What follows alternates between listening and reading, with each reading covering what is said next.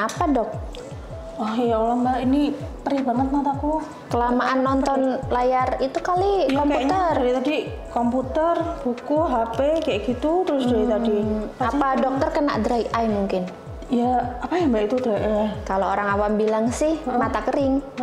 ya kayaknya deh, soalnya kerasa kering banget terus perih kayak gitu. Apa kita tanya sama ahlinya? Boleh? Kebetulan narasumber kita hari ini dokter spesialis mata. Wah pas banget sih. Cocok kan? Cocok. Oke. Langsung aja ya dok. Yuk.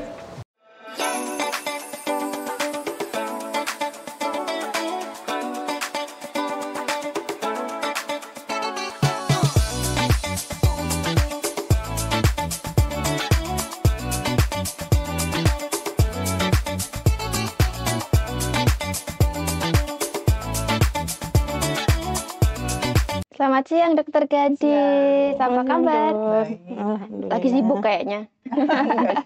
Ini dok, dokter Zafira. Tadi itu kan dia lagi buka komputer gitu, kayaknya lagi baca jurnal. Terus saya lihat kok kucek-kucek mata terus atau apa perih kenapa? Iya Kena perih banget dok rasanya karena lama banget harus di depan komputer, ngelihat buku, ngelihat HP, kayak gitu berulang-ulang terus rasanya perih banget. Itu kira-kira kenapa ya dok? Kata Mbak Berli katanya mungkin bisa karena mata kering. Apakah betul seperti itu dokter? Ya, jadi memang aktivitas baca dekat terutama depan gadget ya itu memang bisa menyebabkan mata kering gitu. Oke. Jadi Kalau bahasa medisnya itu ada kata-kata dry eye ya dok? Iya, dry eye atau artinya mata Itu sendiri tuh apa dok? Dry eye atau mata kering itu apa kering. sebenarnya? Jadi dry eye atau mata kering itu merupakan suatu kelainan multifaktorial ya untuk lapisan air mata yang dia dapat menyebabkan gangguan kenyamanan, penglihatan, stabilitas dari lapisan air mata itu sendiri maupun dia memiliki potensi untuk menyebabkan kerusakan pada lapisan mata kita. Gitu. Berarti dokter Zafira karena terpapar kayaknya komputer sih kali itu ya. Oke, tapi pasti penyebabnya nggak cuman itu kan dok? Ada Iya. penyebab-penyebab lainnya kan dok? Iya, Apa aja betul. ya dok kira-kira? Jadi sesuai dengan pengertiannya ya, jadi dia gangguannya itu pada lapisan air mata. Lapisan air Jadi mata. lapisan air mata sendiri itu mungkin kalau orang awam mikirnya air mata itu sama kayak air biasa, tapi sebenarnya dia bukan kayak hanya air saja, enggak. Jadi dia terdiri dari 3 komponen, yaitu yang pertama lapisan aqueous atau air yang biasanya dihasilkan oleh kelenjar air mata.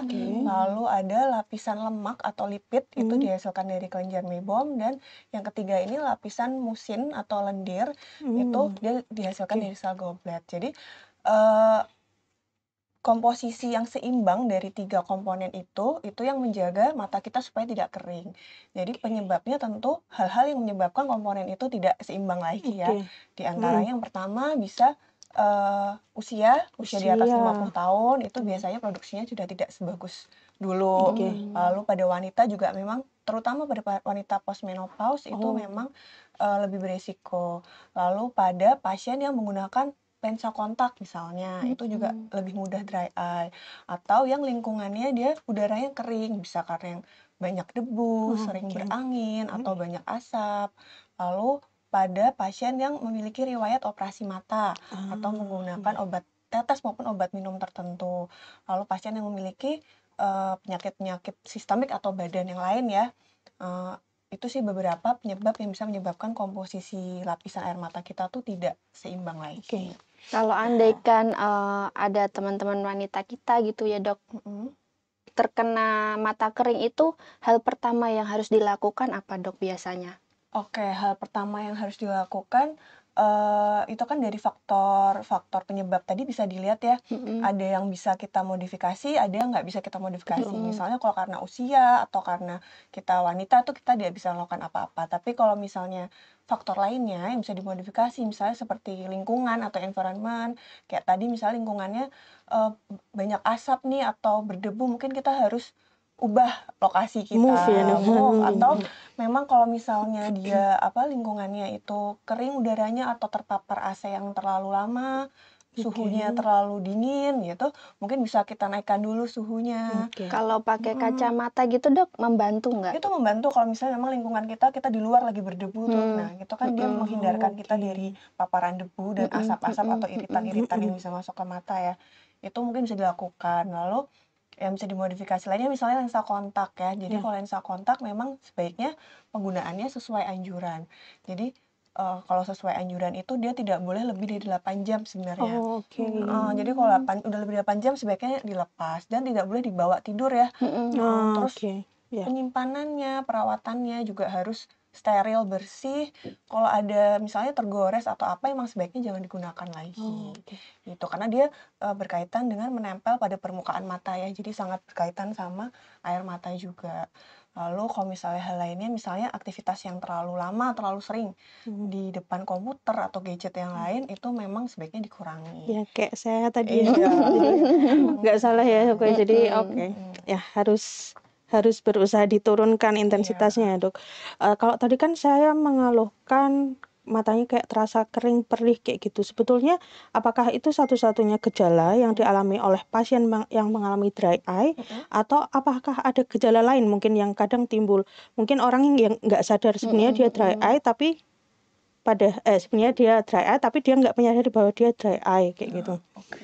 Jadi gejala dry eye ini memang sangat luas ya. Iya. Jadi dari gejala ringan sampai gejala yang berat. Betul. Untuk gejala ringannya mungkin tadi ya seperti mengganjal, Iya. kering rasanya, terus seperti sensasi berpasir di mata.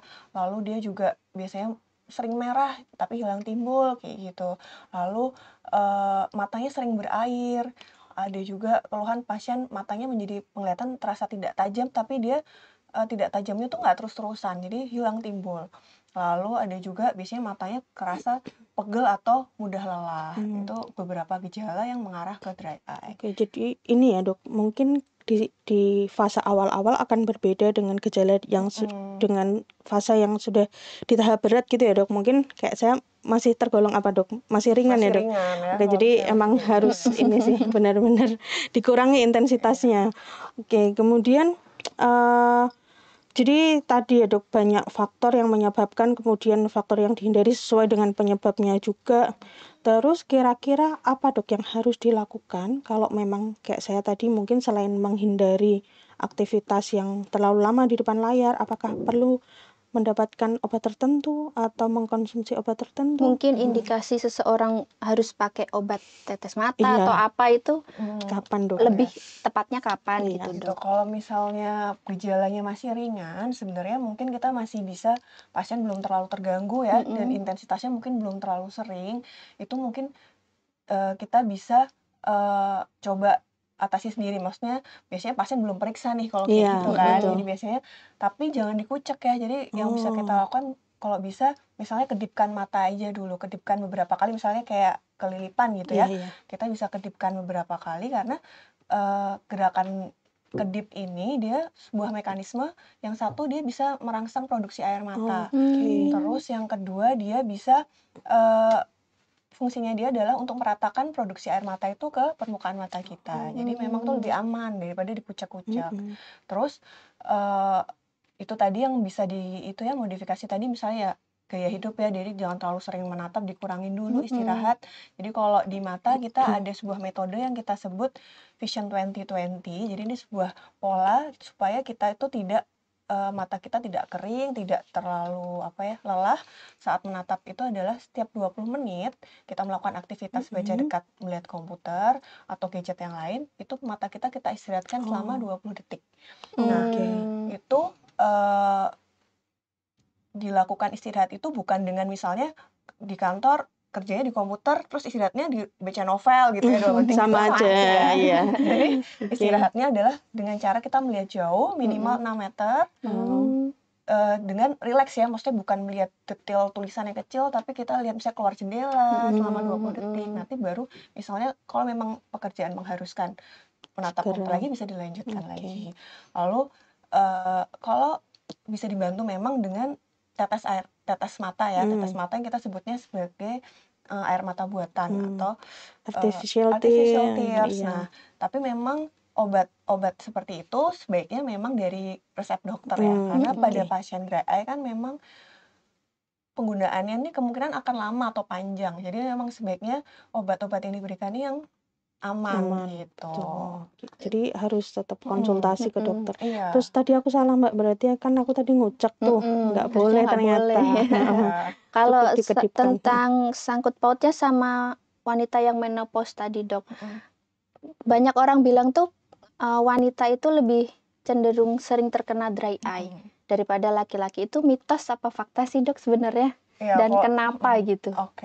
Jadi kalau perempuan lebih sering terkena dry eye, tadi kan memang faktor resikonya satu usia. Kalau usia cowok cewek bisa ya. Tapi yang bikin wanita lebih sering lagi itu adalah memang wanita mengalami menopause nih. Jadi pada saat menopause ini kadar hormon kita mulai tidak seimbang, mulai ada penurunan hormon-hormon tertentu yang dimana hormon ini memiliki efek dari kelenjar-kelenjar tadi. Jadi produksinya jadi menurun. Berkurang. Makanya pada wanita ini prevalensinya atau kejadian dry eye ini bisa 2 kali lipat daripada laki-laki. Terus mungkin ya hal lain yang bisa mengganggu juga penyebab dry eye ini adalah pemakaian make up ya. Tadi saya lupa nyebutin juga. Kalau cewek kan suka pakai make up nih, terutama pada area mata. Nah, jadi pemakaian make up ini juga terutama pada area mata yang kalau cewek pasti tahu nih bagian tear line ya, waterline lah. Kalau kita pakai eyeliner, itu karena di area situ atau kelopak mata yang paling dekat dengan permukaan mata kita itu adalah merupakan saluran dari kelenjar mebom tadi yang memproduksi minyak. Nah, kalau misalnya dia tidak bersih membersihkannya, itu memang bisa terjadi sumbatan. Nah, sumbatan itu bisa mengganggu nanti komposisi air matanya jadi nggak bagus. Jadi memang kalau pada wanita sebaiknya kalau make up untuk sehari-hari nggak perlu yang di area situ. Kalau untuk acara-acara tertentu bolehlah, tapi ya itu harus dipastikan saat membersihkannya dia harus bersih. Gitu.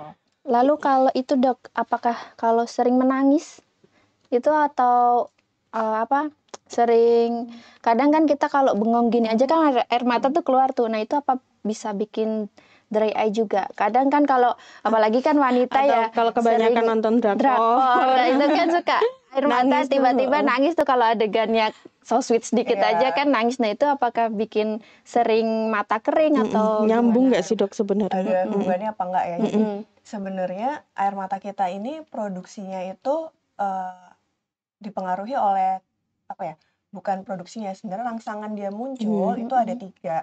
Yang pertama itu adalah produksi basal, jadi yang kita diproduksi tanpa kita sadari ya. Lalu ada juga yang refleks. Yang refleks ini biasanya suatu bentuk defensif kalau misalnya mata kita terkena sesuatu iritan atau lilipan gitu ya. Atau kita motong bawang kenapa mata kita berair itu karena dia mengeluarkan zat-zat iritan tertentu yang bisa mengiritasi mata kita, makanya dia menghasilkan air mata. Lalu yang ketiga tuh emosional memang. Jadi emosional ini rasa senang, rasa sedih itu memang dia merangsang produksi air mata.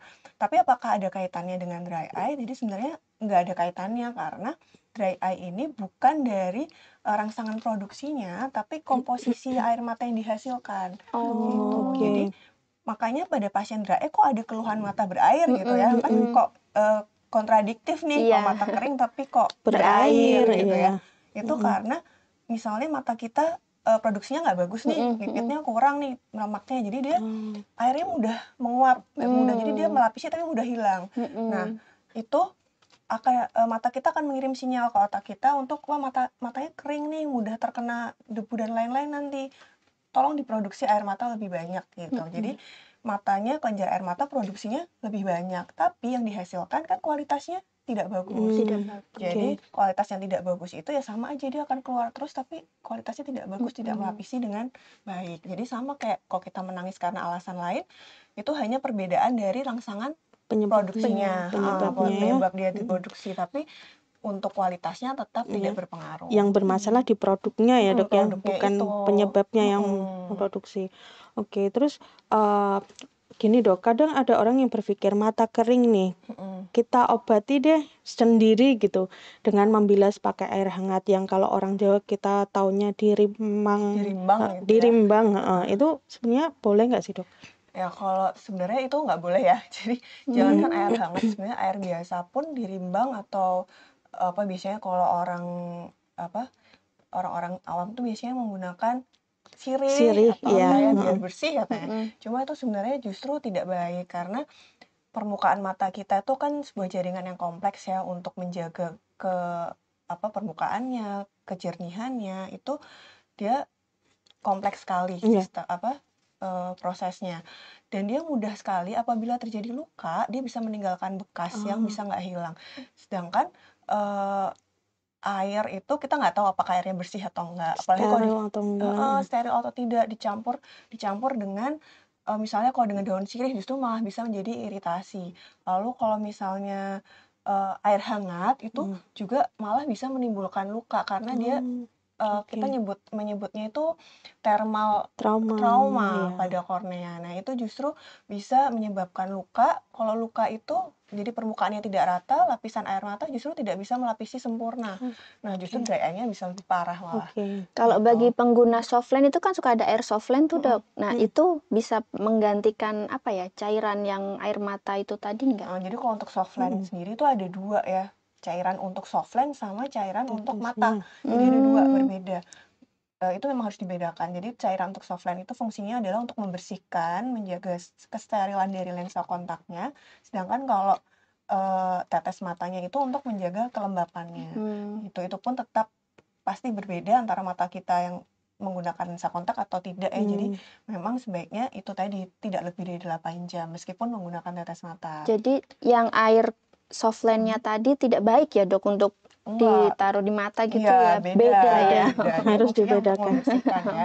Jadi Oke. beda tetes mata sama cairan untuk membersih lensa kontak. Ya itu berarti yang harus dijadikan catatan penting ya, Dok ya, terutama pengguna softline. Kadang emang biasanya kalau belinya di optik ya, maksudnya kadang tanpa ada advice dari dokter seperti itu diberikan, ini bisa untuk pembersih, bisa juga nanti untuk Tetes tetes, mata. kayak gitu. Berarti itu salah ya, dokter? Iya. Harus Coba dilihat berbeda. lagi ya, itu biasanya di kemasannya akan tertulis fungsinya itu Iya, untuk oke. apa. Jadi harus hati-hati. Iya.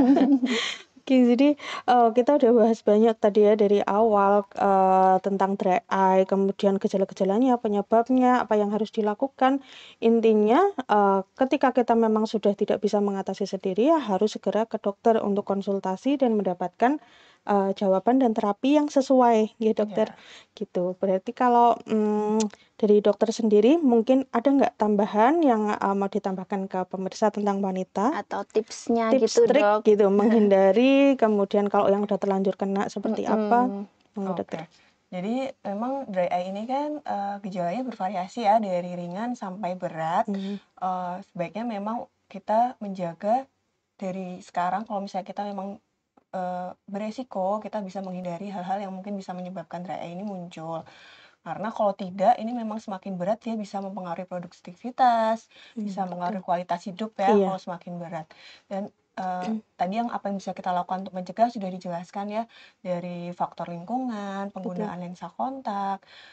Mungkin kalau di rumah bisa juga dilakukan sebenarnya ini kompres hangat ya, bukan bilas Oh ya, air hangat ya. berarti mata tertutup, Mata dokter. tertutup menggunakan handuk basah atau kalau kita kasak ya, lebih steril, direndam air hangat, lalu mata tertutup dikompres itu juga lebih bagus daripada tadi bilas segala macam. Ini dia fungsinya adalah untuk membuka saluran tadi kelenjar meiboom tadi supaya produksinya bisa lancar. Betul. Itu bisa dilakukan juga untuk mencegah atau mengatasi untuk gejala-gejala yang ringan. Masih ringan. Tapi kalau misalnya ternyata gejalanya ini masih muncul terus, tidak ada perbaikan, memang sebaiknya segera periksa ke dokter spesialis mata. Bisa ke RSUN dan ketemu dengan dokter Gading. Seperti itu. Oke, kayaknya kalau dari aku udah sangat tercerahkan, Mbak, dengan penjelasan dokter Berarti Gading. dokter besok-besok kalau main Iya. komputer, Harus baca buku tadi harus ya. ada 20-20 tadi ya, Dok. 20-20. Jangan terforsir terus. Betul gitu. sekali, dan nggak boleh dikucek. Kalau misalnya tidak teratasi harus konsultasi ke dokter Gading. Betul. Gitu sih ya. Oke, berarti sudah semua disampaikan. Insya Allah nanti sudah tercerahkan ya. Ada ilmu baru, kemudian informasi-informasi yang terkait dengan dry eye pada wanita tadi terutama. Berarti kita sudah sampai di akhir acara nih, Mbak. Dan Betul. iya, seperti biasa tagline tentang wanita. Jadi ini ada ini, Dok, tagline di acara tentang wanita. Nanti gerakannya seperti ini: ceritakan ceritamu, ditentang Ditentang wanita. wanita. Gitu ya dok, nanti kita bareng-bareng bertiga. Yuk kita Oke. mulai ya dok. 1, 2, 3. Ceritakan ceritamu ditentang wanita. Gitu. Jangan Oke. lupa juga buat like, comment, share, and subscribe channel RSBN TV. Terima kasih, sampai jumpa. Sampai jumpa. Terima kasih Assalamualaikum. dokter. Terima kasih dokter. Terima kasih dok.